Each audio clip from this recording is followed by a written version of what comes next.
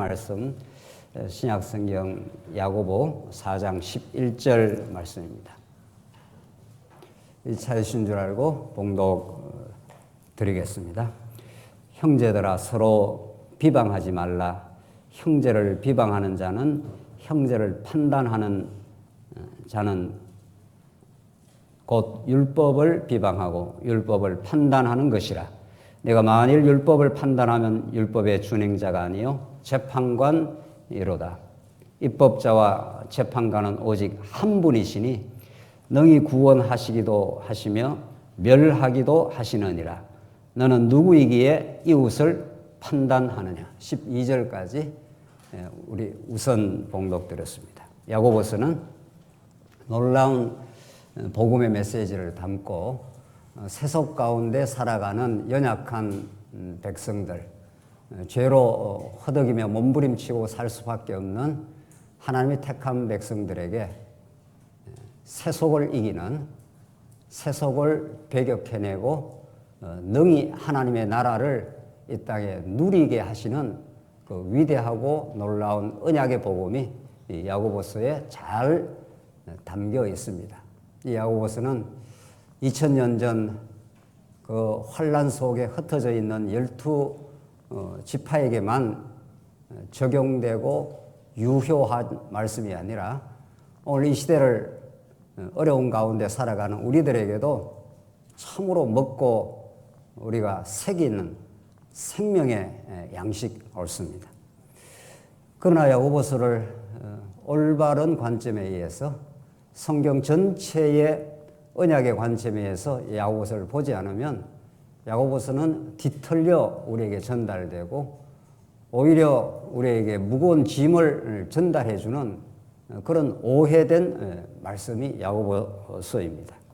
오늘 본문 말씀이 위치하여 있는 4장 전체 맥락이 이제 세속적인 내용을, 세속적인 오늘 본문에 나오는 대로 세속적 요소를 배격하는데 그 첫째가 세속적 거짓이고, 우리 지난 시간 세속적 정욕이고, 오늘 우리가 살펴가는 것이 세속적 교만입니다. 이 모든 것들이 통칭해서 세속주의입니다.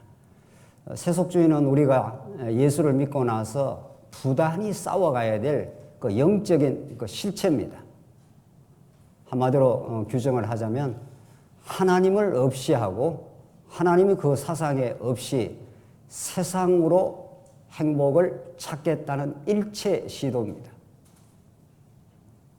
우리 하나님의 백성은 하나님만으로 행복하고 하나님만으로 존귀와 영광과 칭찬을 영원히 누리며 살 수 있는 새하늘과 새 땅에서뿐만 아니라 이 땅에서도 그분의 동행하심 속에 우리가 얼마나 놀라운 보호를 받고 있고 은혜 속에 살고 있다는 걸 우리가 깨닫기만 한다면은 그것이 우리의 누림이고 하나님의 나라고 세상이 결코 가져다 줄 수 없는 생명의 잔치입니다.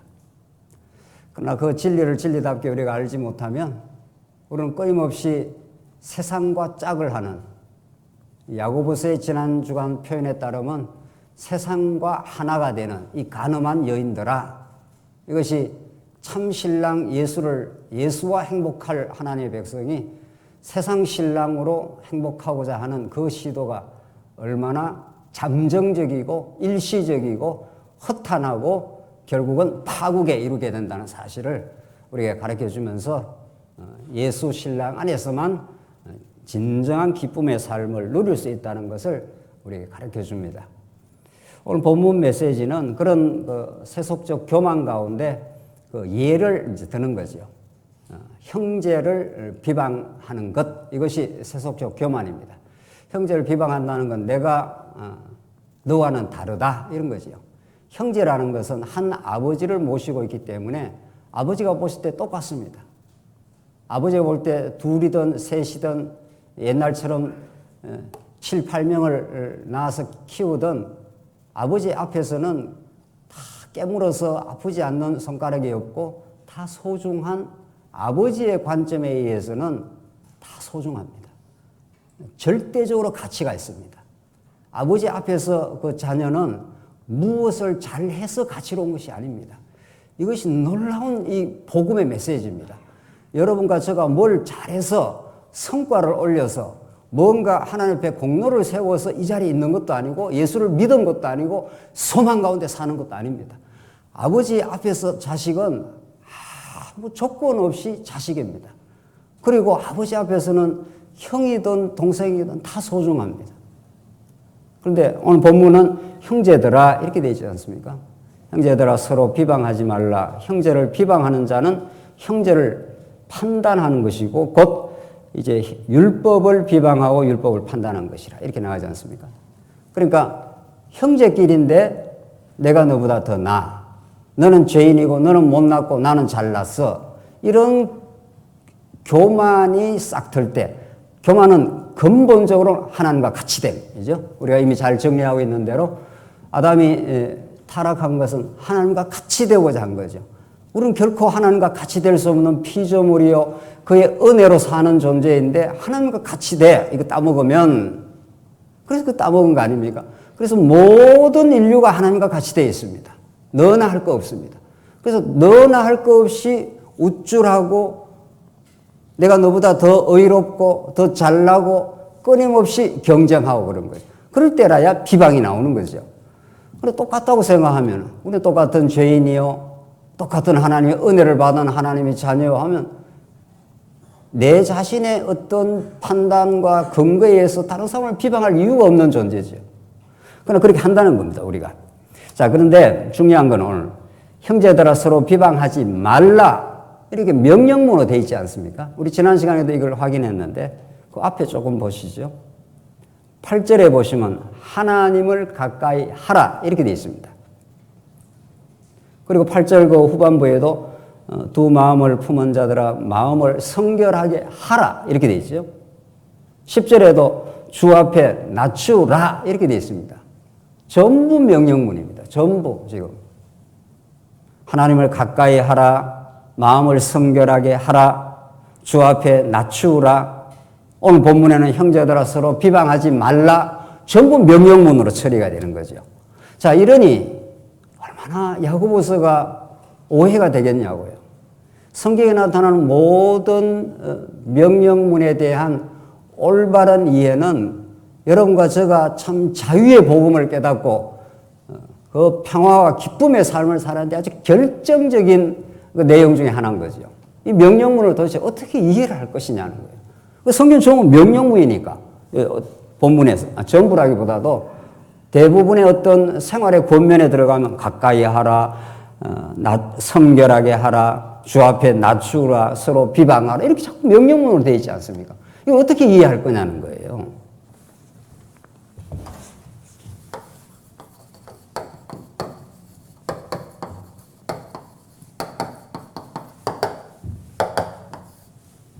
오늘 이 명제 하나만 우리가 정확하게 이해를 하고 야고보서를 그리스도 중심으로 하나님 여호와 계시 사건으로 풀어가게 되면 우리는 진짜 이 무거운 세상 가운데 가벼운 그리스도의 짐을 지고 우리는 자유를 누릴 수가 있을 겁니다. 500년 종교개혁 이후 이 명령문 처리가 하나 신학적으로 성경적으로 복음적으로 잘 정돈되지 않아서 지금도 우리 수많은 이 땅의 하나님의 백성들은 무거운 짐을 지고 사는 거죠. 낮추라, 성결하게 하라, 오늘 본문처럼 비방하지 마라. 그러니까 덜컥덜컥 하는 거죠. 자, 성경에 나오는 명령문은 세상에서 말하는 명령문하고 달라도 하늘과 땅으로 다릅니다. 땅으로. 세상에서 명령문이라는 우리 뉘앙스가 어떻습니까? 우리가 누구의 명령을 받으면 어떻습니까? 기분이 별로 안 좋습니다. 일단. 그 명령이라는 것은 명령자가 어떤 권위가 있을 때 이제 대체로 하는 건데 명령을 받는 사람은 일단 기분이 안 좋은 거죠. 너 이거 가서 해. 이렇게 하면 말이죠. 그러니까 명령문이라는 뉘앙스 자체가 우리 세상에 살아갈 때 명령문이라는 뉘앙스 자체가 상당히 강압적이고 강요적이고 이런 거죠. 특별히 오늘날 이 포스트 모던 사회에 있어서는 더더욱이나 명령문에 대한 거부 반응이 많습니다. 뭐 누구나 그런 거죠. 그 성경은 그런 명령문이냐는 거예요. 하기 싫은데 자꾸 하나님이 권위를 가지고 이거 하라 이렇게 나가니까 하기는 싫은데 억지로 또 때로는 심하면 위선적으로 이렇게 이제 해야 되는 것처럼 이렇게 느껴진다. 성경에 얼마나 많은 명령문이 나옵니까? 오늘 본문처럼. 그러나 성경이 말하는 명령문은 세상에서 이렇게 행해지는 명령문하고 하늘과 땅으로 달라도 다르다는 거예요. 성경 전체가 언약의 말씀이니까 하나님이 어떤 분인가를 언약을 통해서 보여주시는 거니까 그 언약을 하나님이 명령의 방식으로 표현을 한 겁니다. 표현을. 그렇잖아요? 하나님께서 아담을 짓고 생육하고 번성해달라 뭐 이렇게 말한 적이 없죠. 너 생육하고 번성할래? 내하고 좀 상의해서 생육하고 번성하면 어떻겠니? 이런 말이 없습니다. 성경에.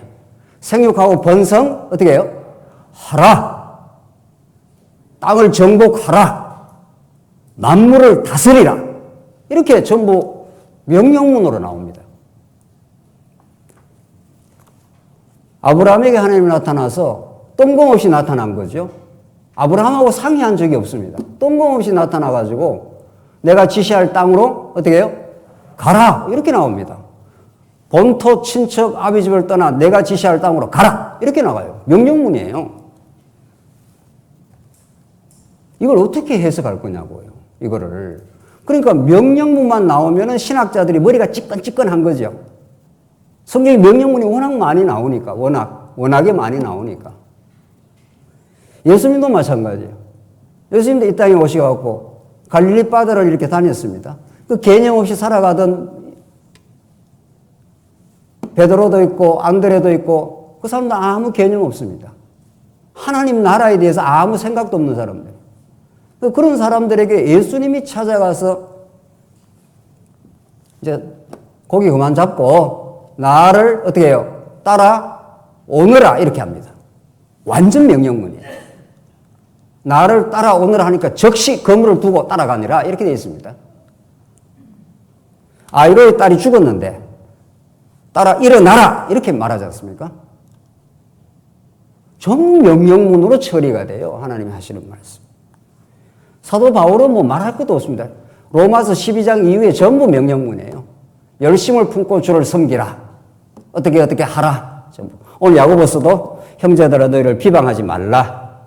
이 명령문을 어떻게 우리가 이해를 하고 받아들여야 우리가 정말 복음 안에서 살아계신 그 하나님 안에서 이 대자유를 우리가 누릴 수 있느냐고요. 세상에.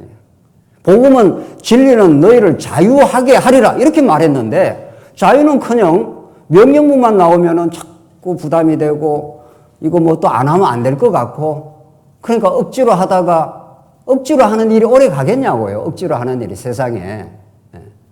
눈 가림으로 슬쩍슬쩍 하는 게 그게 오래 가겠어요? 절대로 오래 가지 못합니다. 무엇이 속에서 막 솟구쳐야 됩니다.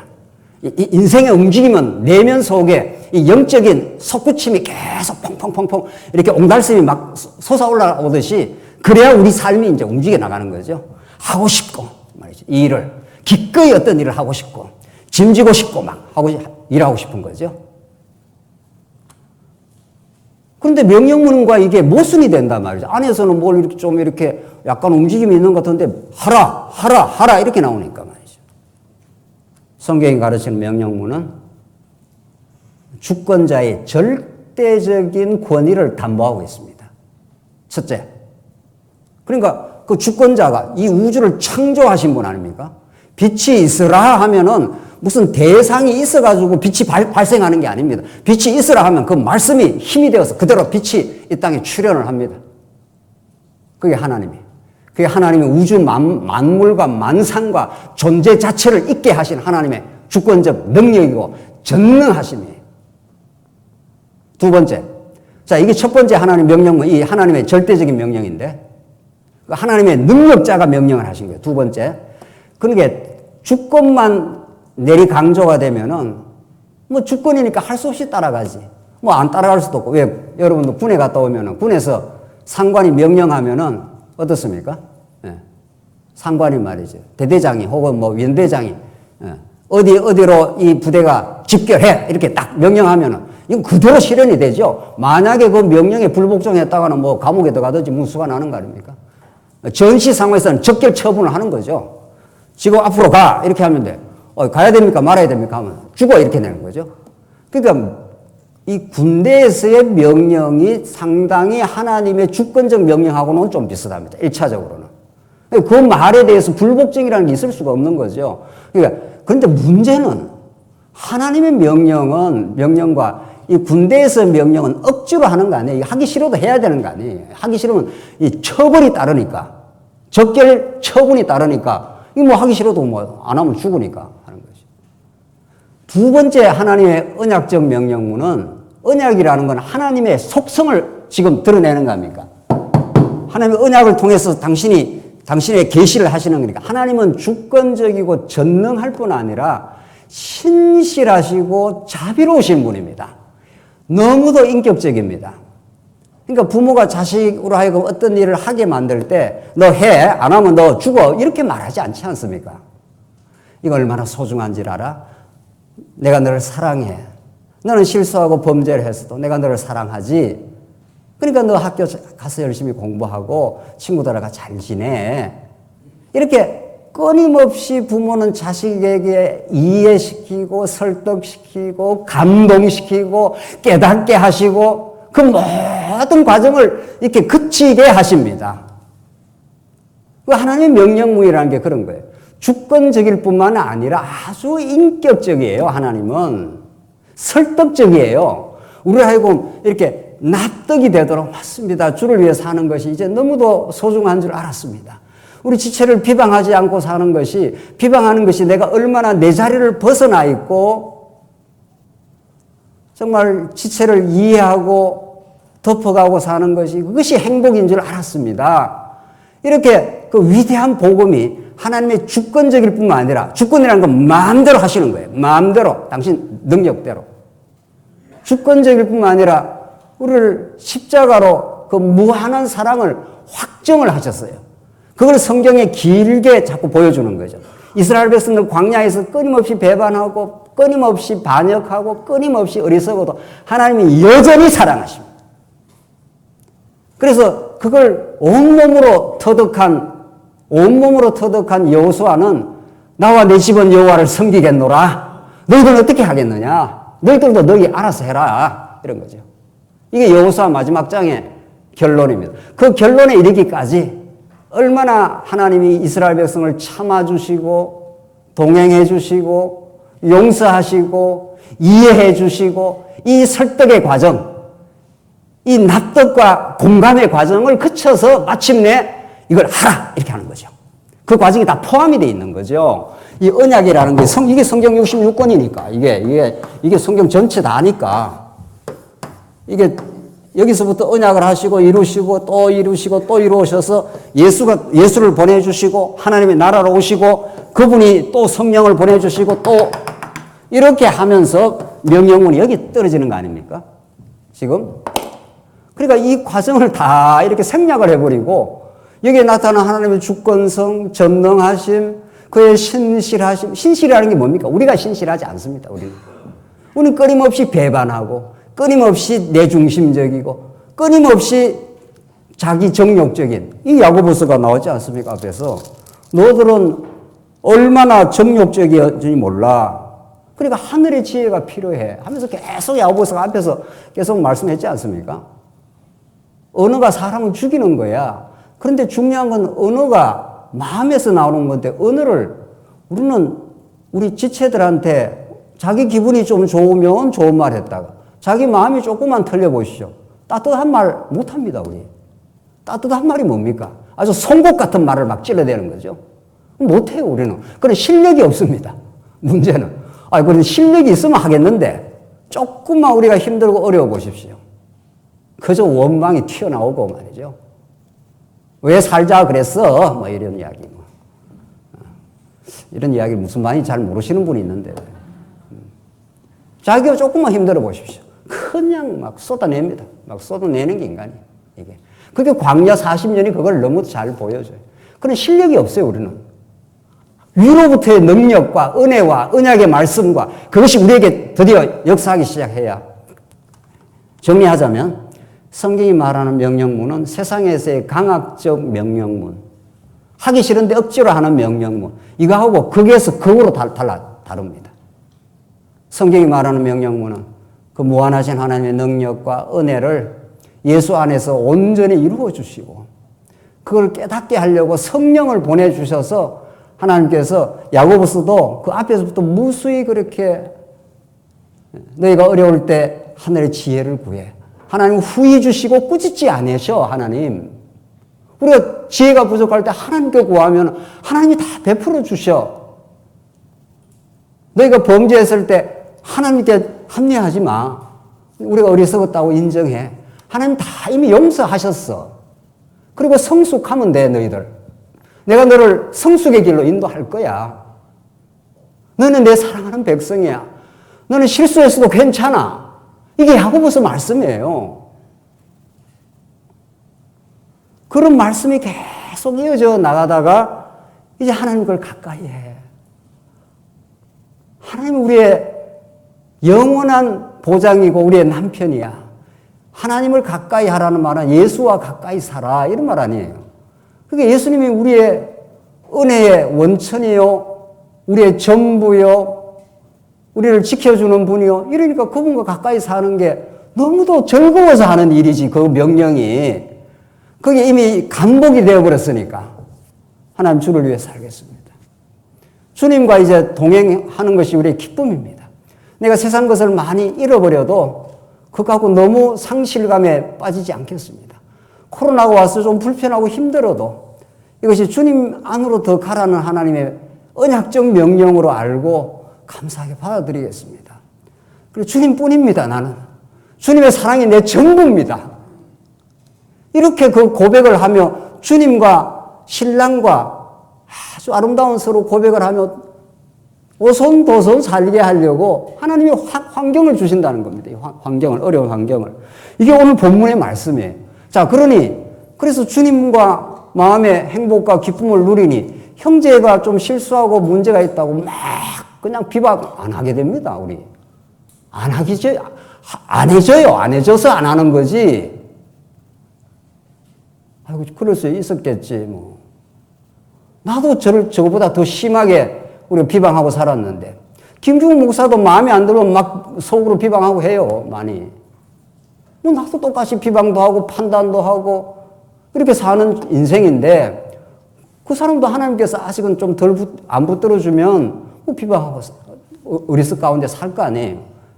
그러니까 그렇게 이미 내 인격적으로 그리스도 안에서 이해가 되고 내가 하나님 나라를 누리게 되니 이런 말입니다. 그래서 안 해지는 것 뿐입니다. 그리고 안 해졌을 때가 또 중요한데 안 했을 때 내가 대단한 도덕성을 가지고 있어서 안 하는 게 아닙니다. 우리는 언제나 하나님께서 건드려버리면 시한폭탄입니다. 언제나 하나님께서 너가 그렇게 자고해 하면 하나님께서 살짝 건드려버리면 그냥 시한폭탄이에요. 우리는 언제 터질지 모르는 폭탄이라고요. 그래서 자고할 게 없다는 겁니다. 자, 오늘 본문 보십시다. 그래서 형제들아 서로 비방하지 말라. 이 단문을 갖다가 이 명령문을 얼마나 큰 복음의 그 뿌리 속에서 지금 우리가 지금 한 20분 지금 강론한 이 전체적인 복음 속에서 이걸 이해를 해야 된다는 거예요.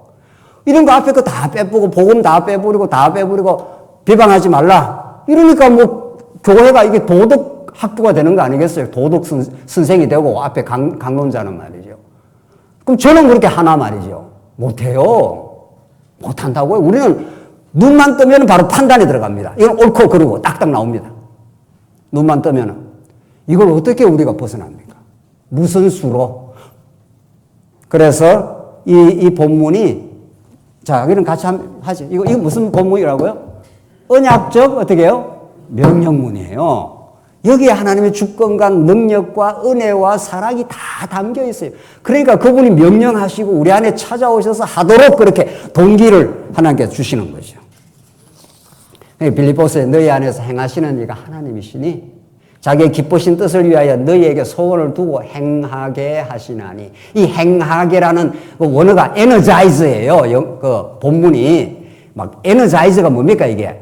힘을 막 공급을 한다 이런 뜻입니다. 하나님이 소원도 주시고 하나님 나라에 대한 소원도 주시고 사랑할 마음도 주시고 에너자이저가 되니까 말이죠. 하나님이 막 에너지를 공급해 주신다는 거예요. 그래서 하게 되는 것뿐입니다. 그래서 하고 나서 자랑할 게 하나도 없다 이런 뜻입니다. 그래서 교회를 하고 나서 자랑한다는 건 그건 도대체 뭐냐고요. 그건 또 세상에. 그러니까 하나님의 일을 하면 할수록 내 안에서 일하신 내 안에서 에너자이즈가 돼갖고 에너지를 계속 공급해 주시는 그 하나님의 은혜, 그 사랑, 그 놀라운 신실하심. 그걸 우리가 영원히 노래하고 찬양하게 될 겁니다. 그래서 오늘 본문을 그렇게 우리는 언약적 명령문으로 성경에 나오는 모든 명령이 다 그렇습니다. 하나님이 그렇게 하시고 내가 너에게 동기까지 주어서 힘까지 불어넣어가지고 그렇게 내가 해주겠다 이런 뜻입니다. 그 얼마나 우리가 자유합니까? 무거운 짐이 아니잖아요. 이 말씀 복음을 들으면 들을수록 자꾸 힘이 솟으니까 우리가 힘이 떨어지고 여러 가지 어려움 속에 힘 떨어지다가도 하나님의 생명의 말씀을 먹으면 위로부터 내려오는 이 만나를 먹기만 하면 광야를 힘있게 밀고 나가는 거죠. 그래서 형제를 비방하는 자나 형제를 판단하는 자, 곧 율법을 비방하고 율법을 판단하는 것이라. 이건 형제를 비방한다는 건 자기가 율법의 제정자가 된 거란 말이죠. 하나님만 우리를 판단도 하고 정죄도 하고 또 살려주기도 하는 분인데 자기가 하나님 자리에 올라갔다 이런 뜻입니다. 율법을 자기가 판단하는, 우리는 율법 밑에 있는 사람이지 율법 위에 있는 사람이 아니지 않습니까? 지금 그 말을 하고 있는 겁니다. 너무 더 잘 이해가 되는 거죠. 율법은 하나님이 우리에게 율법 밑에 둔 겁니다. 그걸 지켜보라고. 그래서 내가 만약 율법을 판단하면 율법의 준행자가 아니요 재판관이로도 나오지 않습니까? 그 재판관은 누구만 재판관이냐고요. 세상에. 네. 두말할 나위 없이 하나님이 저리로서 이 세상을 심판하러 오시리라. 오실 자가 오셔서 모든 자를 심판을 하십니다. 그때라야 참된 심판이 이루어지는 거죠. 세상의 심판은 가짜예요. 그러니까 판사가 앉아갖고 옳다 그러다 하는 거는 세상의 어떤 룰 속에서 일어나는 뿐이지 하나님이 볼 때는 다 가짜예요. 사실은 누가 누굴 마음대로 판단을 하고 있어요. 그 재판하는 그 사람도 죄인이에요. 하나님 보실 때는 예수를 믿었느냐 안 믿었느냐로 쫙 판단해버리지 이 세상의 무슨 행동으로 판단하지 않습니다. 사실은 근본적으로 말하면 이런 말을 또 하면은 너무도 더 다른 극단으로 가요. 그럼 아무렇게나 살아도 괜찮다는 말이네. 이게 이제 율법주의와 반율법주의라 그래요. 지금 성경이 그 말을 하고 있는 건 아니잖아요. 아무렇게나 살아도 우리는 다 괜찮다 이 말을 하고 있는 건 아니죠. 이 말이 복음이 무엇인가를 지금 가르쳐 주고 있고 뭔가 율법을 지켜서 자기가 의롭다고 생각하는 율법주의도 아니고 그러면 율법주의 아니니까 우리는 마음대로 살아 좋겠냐는 반율법주의, 방종주의 이것도 아니에요. 우리가 아무렇게나 살아지지도 않아요. 복음을 복음대로 계속 공급을 받으면 복음이 감격이 있고 기쁨이 있는데 어떻게 아무렇게나 사라집니까? 여러분 아무렇게나 사라지십니까? 아무렇게나 사라져서 오늘 오셨습니까? 네. 뭔가에 지금 이끌려서 오는 겁니다. 뭔가 말씀이 갈급하거나 우리 지체를 보고 싶거나 뭔가에 이끌리는 겁니다. 우리가 지금. 그것을 말씀을 통해서 확인하는 거죠. 자, 그래서 우리는 재판관이 아니라는 거죠. 12절 입법자와 재판관은 오직 한 분이시니 능히 구원하시기도 하시며 멸하기도 하시느니라. 너는 누구이기에 이웃을 판단하느냐? 아주 강력한 그 질문입니다. 네가 누군데 도대체? 네가 하나님이야? 이런 말이죠. 하나님만 다른 사람을 판단하고 비방할 수 있다는 거죠. 그래서 판단과 비방의 메시지를 통해서 하나님을 다시 가르쳐 줍니다. 법을 제정하시는 분도 하나님입니다. 그래서 하나님께서 선악과 율법을 제정을 했지 않습니까? 왜? 잘 지켜서 살아가라고 천부당 만부당 한 소리 아닙니까? 하나님의 법은 하나님이 지킵니다. 하나님의 법은, 자, 보십시다. 여러분과 제가 그래도 이렇게 문화생활을 하지 않습니까? 집에 들어가면 양말 벗고, 그래도 먼저 들어가면 손 씻고, 이렇게 깨끗하게 옷 갈아입고, 밖에 있던 옷, 이렇게 문화생활 하죠. 돼지가 있다 치십시다, 돼지가. 돼지가 꿀꿀꿀꿀 하는 돼지가 사람이, 야, 돼지야. 네 우리에 들어가면은 손 씻고, 옷 갈아입고, 그렇게 살아. 이렇게 사람이 돼지한테 명령을 하면 돼지가 지켜냅니까? 지켜냅니까, 그게? 지킬 능력이 있습니까? 여러분이 이야기 하셔야죠. 돼지가 이렇게 옷 갈아입고, 뭐, 손 씻고, 돼지우리에 들어가고, 이렇게 합니까? 뭐 옆에 수도를 틀어놨다 치십시다. 못 합니다. 그러니까 그만큼 인간과 동물과의 이 격차가 엄청나기 때문에, 이 크기 때문에, 인간의 고급한 문화의 메시지를 아무리 돼지한테 해줘도 돼지가 그걸 수행할 능력이 없습니다. 항차 인간과 동물 간에도 이렇게 존재론적 갭이 이렇게 큰데 하나님과 우리 인간이 이 어마어마한 우주적 갭이 큰데 하나님의 명령을 우리 인간이 지켜내겠냐고요. 알아듣지도 못합니다. 우리는 그게 무슨 말인지. 그러니까 유혹이 들어가니까 당장 선악과를 따먹지 않습니까? 못 지킨다 이 말입니다. 하나님의 법은. 세상에 이웃을 내 몸처럼 사랑하고 하나님을 마음과 뜻을 사랑하라. 이게 타락한 인간이 지켜냅니까? 상상도 못합니다. 그런 거는. 우리가 조금씩 하고 뭔가 정말 헌신적으로 우리 교회에서 봉사할 때는 이건 놀라운 은혜의 사건입니다. 우리 조금만 우리한테 힘들게 하면은 당장 가족한테도 원망을 하는 사람들인데 우리는. 말만 안 하고 있을 뿐이지 속에서 부글부글 끓는데. 그러니까 우리가 우리 안에서 이웃을 사랑할 정말 그런 아름다운 동기가 생긴 건 우리 안에서 일하시고 계시는 예수의 영이 그의 십자가의 사랑이 부활의 생명이 우리 안에서 역사를 한 겁니다. 그러니까 우리가 너무도 그걸 하고 나서 감격하지 않습니까? 하나님 어쩌다 내가 이런 일을 할 수가 있습니까? 세상에. 어떻게 이렇게 성도를 있는 그대로 사랑하고 실수해도 좀 덮어주고 이렇게 할 수가 있는지 내가 이렇게 변해버렸습니다. 바울이 그랬지 않습니까? 바울은 아주 도끼가 서린 눈을 가지고 다메섹 도상으로 달려간 사람입니다. 잡히면 죽여버린다. 좀 이런 사람이에요, 바울이. 그럼 바울이 예수 만나고 그 눈에 도끼가 다 풀어졌습니다. 어린 양처럼 돼버렸어요.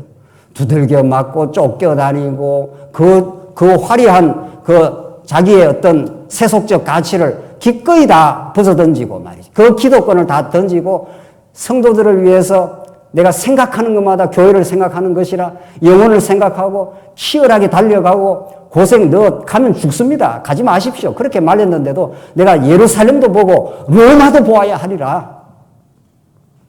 이 치열한 바울 안에서 역사하는 내 안에 사랑이 강권하시는도다. 그 하나님의 사랑이 바울을 막 강권하기 때문에 안 갈 수가 없습니다. 그래서 너무도 기쁨으로 그 일을 감당을 합니다. 그리고 내가 다른 사도보다 많이 수고하였으나 내가 한 일이 아니요 내 안에 그리스도의 은혜가 하신 일이라 이렇게 고백을 합니다. 이게 신앙의 핵심입니다. 여러분과 우리가 뭐 성경 창세기부터 얼마나 많이 배웠습니까?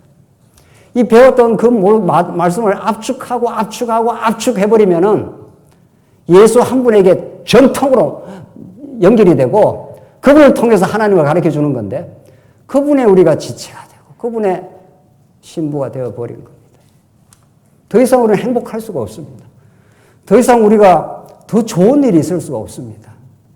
그래서 이렇게 엄청난 은혜를 받았기 때문에 그 은혜를 온몸으로 체험하고 더 깨달아가라고 고난의 삶으로 자꾸 돌리는 것 뿐입니다, 지금. 네. 이런 어렵고 힘든 불편하고 어려운 이런 고난의 삶을 자꾸 돌리면서 더 달콤한 예수 신랑과의 만남으로 하나님이 가고 있는 것 뿐입니다, 여러분과. 그것만이 목적입니다. 네. 코로나 뭐 없어지는 것도 목적 아니고, 코로나가 다시 오는 것도 목적이 아니고, 잘 먹고 잘 사는 것도 목적이 아니고, 지금 야고보서 그걸 말하는 거죠.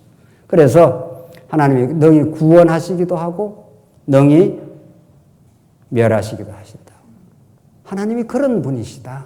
그 하나님이 살아계셔서 비방하지 말라 하신 그 하나님은 우리가 어떤 존재임을 깨닫게 하고, 그래서 성경의 모든 메시지는 우리가 어떤 존재임을, 그런 죄인 중에 괴수임을 깨닫게 하고, 그 풍성한 하나님의 언약적 사랑에 의해서 하나님의 자녀가 또 되었음을 깨닫게 하고, 이런 그 진리를 자꾸 깨닫게 하는 거예요. 진리는 하나님을 알고 자기를 아는 거니까. 그렇잖아요? 세상에 엄청난 일을 많이 했는데 자기를 모르는 사람이 있어요. 자기가 어떤 존재인지, 세상에. 엄청나게 재벌이 돈을 많이 벌어놨는데 그 돈을 벌인 자기가 누군지 몰라요. 이런 황당한 일이 어디 있습니까? 권력을 쥐고 세상을 막 호령하는 것 같은데 너 누구야 도대체? 오늘 성경은 그걸 우리에게 가르쳐 줍니다. 13절, 이제 결론 짓지요. 들으라, 너희 중에 말하기를 오늘이나 내일이나 우리가 어떤 도시에 가서 거기서 1년을 머물며 장사하여 이익을 보리라 하는 자들아, 내일 일을 너희가 알지 못하는도다. 너희 생명이 무엇이냐? 너희는 잠깐 보이다가 없어지는 뭐라고요? 안개니라. 이게 우리의 정체성입니다, 세상에. 우리는 잠깐 있다가 하나님 오라 그러면 언제 사라져 버리고 맙니다. 오늘 이 본문의 말씀은 세상에서 하는 말이라면 별 문제될 게 없습니다. 어떤 사업가가 지금 하는 이야기입니다. 어떤 사람이 내가 오늘이나 내일이나 우리가 어떤 도시에 가서 거기서 1년을 머물며 장사하여 이익을 보리라 하는 자들아. 이게 보통 사람들이 하는 말 아닙니까? 보통 세상에서는 이 말 하고 삽니다. 내가 내년쯤 어디 저기 중국 어느 청도에 가서 사업을 크게 내가 좀 해가지고 거기 사업 계획상 한 1년만 머물고 거기 가서 내가 사업을 해서 큰 내가 좀 이익을 받아서 내가 돌아오겠다. 이게 보통 하는 이야기예요. 보통 세상에서는 하는 이야기. 자, 여러분과 제가 지금 세상에 살지만 세상에 속하지 않는 질서 속에 삽니다. 그러니까 세상에 사는 건 우리의 몸일 뿐이고 진짜 질서는 하나님과 연결된 그리스도의 지체가 되어 있는 신령한 질서가, 그 놀라운 우주적인 질서가 있습니다. 여러분과 제가 오늘 이 수정구 설계로 38 이 지역에 여기에 오늘 살지만은 실제는 여기에 사는 게 아닙니다. 중국에 있는 성도들, 인도에 있는 성도, 저기 호주에 있는 성도, 그 모두와 하나가 되어서 우주적인 신령한 교회 속에 우리가 존재를 하고 있는 겁니다. 그걸 하나님이 지금 통치를 하고 계셔요. 우주적인 통치를 지금 하고 계셔요. 이게 예수 믿는 거예요. 맨 눈앞에 있는 거, 물질, 눈앞에 있는 뭐 어떤 일, 여기에 매여 있는 사람은 그 세속주의 아닙니까? 그게. 오늘 야고보서가 배격하려고 하는. 그러니까 보통 사람은 이렇게 사는 거예요. 이게 뭐 보통 사람들은 문제가 되지 않는 겁니다, 이게. 내가 어디 가갖고, 어느 장소에 가서 한 1년 있어서 장사해서 내가 이익을 보겠다. 이렇게 어떤 사람이 그랬다는 거 아니에요. 그러니까 14절에 내일 일을 너희가 알지 못하는도다. 너는 내일 일을 몰라. 너희 생명이 무엇이냐? 너는 잠깐 있다가, 잠깐 보이다가 없어지는 안개야. 이게 무슨 말입니까? 야고보서는 너무도 우리가 상식적인 생각에 망치로 가지고 더 때리는 말씀이에요. 이건 뭐 상식적으로 그 말 할 수 있는 건데 이게 왜 문제가 되나? 이런 말 아닙니까? 하나님의 말씀은 위로부터 내려오는 천둥 같은 메시지예요. 우리가 보통 그냥 이렇게 생각하는데도 쾅 때리는 거죠. 아이쿠, 이거 내가 뭐 문제가 되어도 큰 잘못 문제가 되었구나. 이런 겁니다. 왜 이 말이 문제가 되느냐 하면은 그 말하는 사람 속에 뭐가 없는 거예요.